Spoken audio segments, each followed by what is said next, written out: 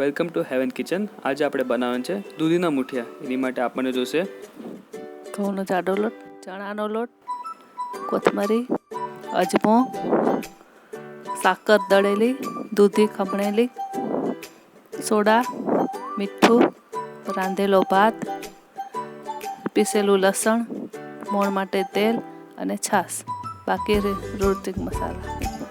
એના માટે આપણે ગરમ પાણી રાખ્યું છે। 1 લીટર પાણી લેશું।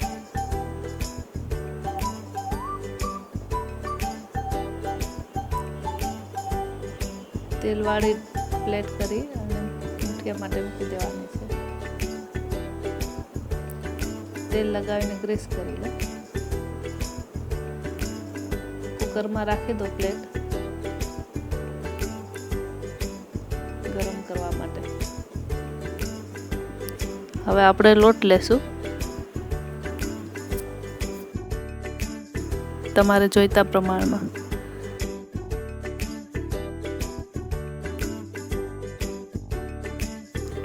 ખમણેલી દૂધી લેશું। ઉનાળામાં દૂધી બહુ સારી છે। રાંધેલો ભાત છે,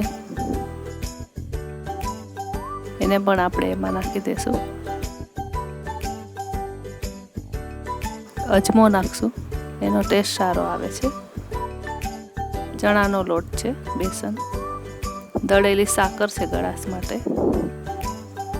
પીસેલું લસણ છે, કોથમરી છે, લાલ મરચું પાવડર, તીખાસ પ્રમાણે થોડી હળદર, ધાણા જીરું, મીઠું, ચપટી સોડા, મોણ માટે તેલ।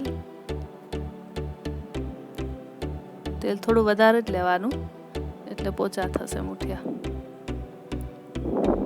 હવે આ બધો મસાલો આપણે મિક્સ કરી લેશું સરખી રીતે।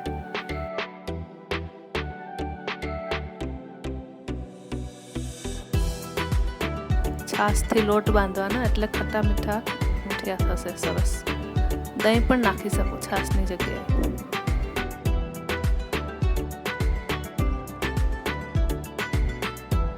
જોઈતા પ્રમાણમાં પાણી લઈ શકો। લોટ થોડો નરમ બાંધવાનો છે। લોટ આપણો તૈયાર થઈ ગયો છે, મુઠિયા માટે રેડી છે।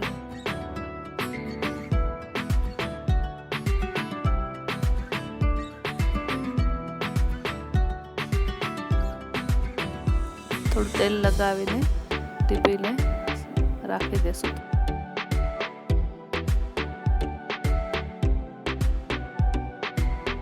હવે એને 5 મિનિટ સુધી આપણે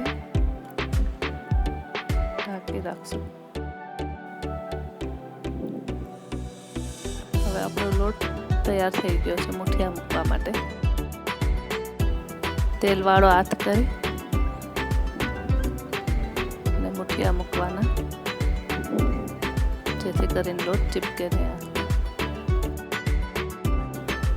તમે તમારી રીતે નાની મોટી સાઈઝ કરી શકો છો। હું અત્યારે મીડિયમ સાઈઝના મૂકું છું।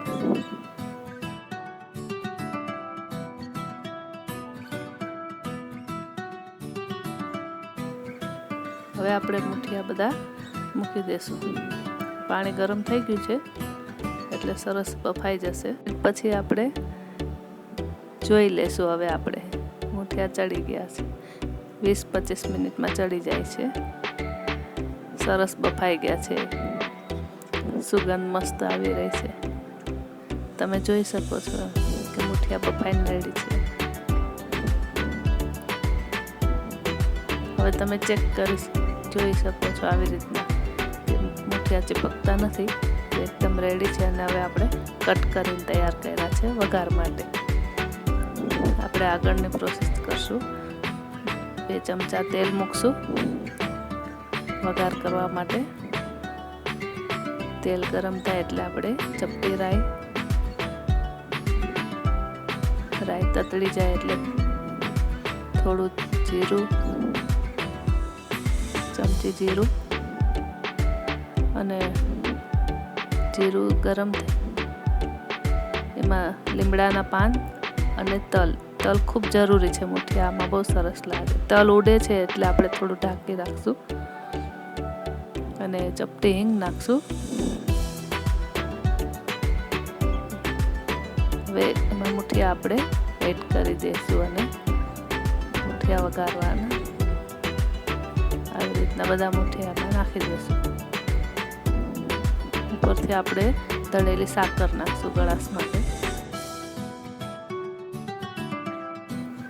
બધો મસાલો આપણે એકદમ મિક્સ કરી લેશું. તો સરસ પોચા એકદમ મસ્ત મુઠિયા રેડી છે, આપણા ખાવા માટે તૈયાર છે.